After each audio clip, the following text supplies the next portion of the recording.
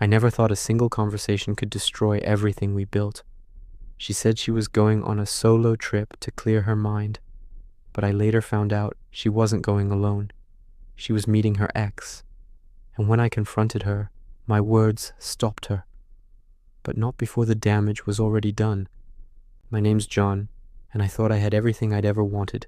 I'd been with Anna for 3 years, and for the most part, we were happy.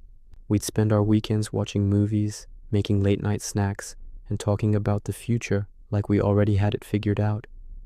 She was kind, funny, unpredictable, and that unpredictability was what I loved most, at least at first.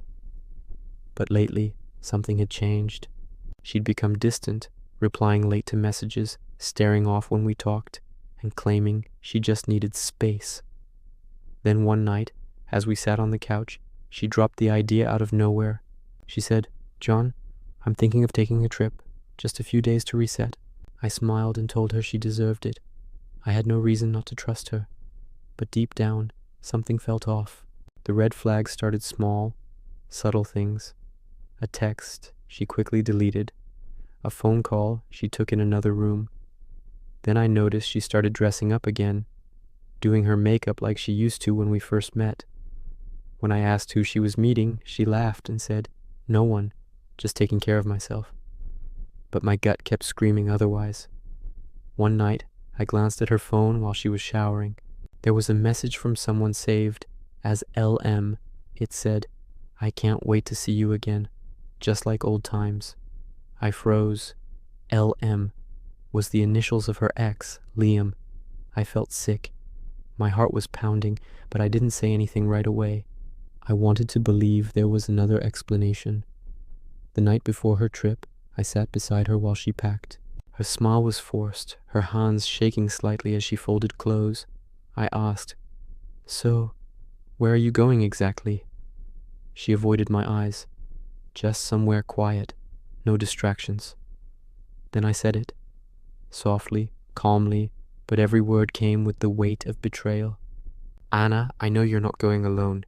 I know about Liam." Her face went pale. She stammered, "John, it's not what you think." But I'd already seen everything.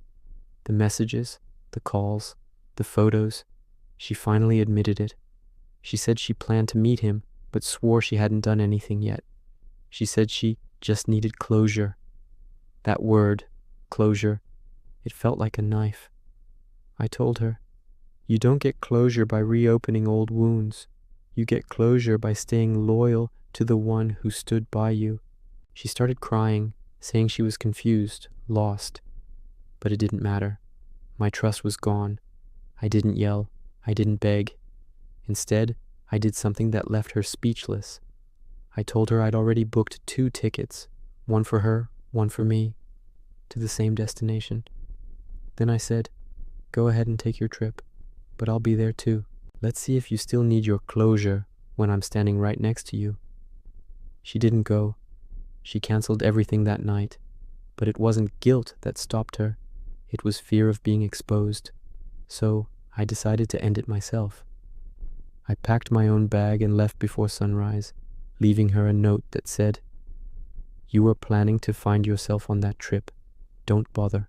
You already lost the one person who truly knew you." That was my revenge. Quiet, calm, and devastatingly final. Weeks passed. She tried reaching out, messages, apologies, promises to change, but I never replied, because sometimes silence is louder than anger. I realized I didn't need to expose her or ruin her reputation.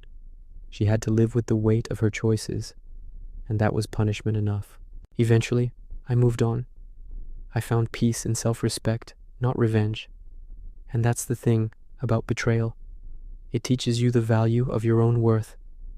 You can forgive, but you don't forget. You can move on, but you never look back. Moral: when someone plans to betray you, the greatest revenge is walking away with your dignity intact. Subscribe to SilkMirror for more real-life stories of heartbreak, revenge, and transformation.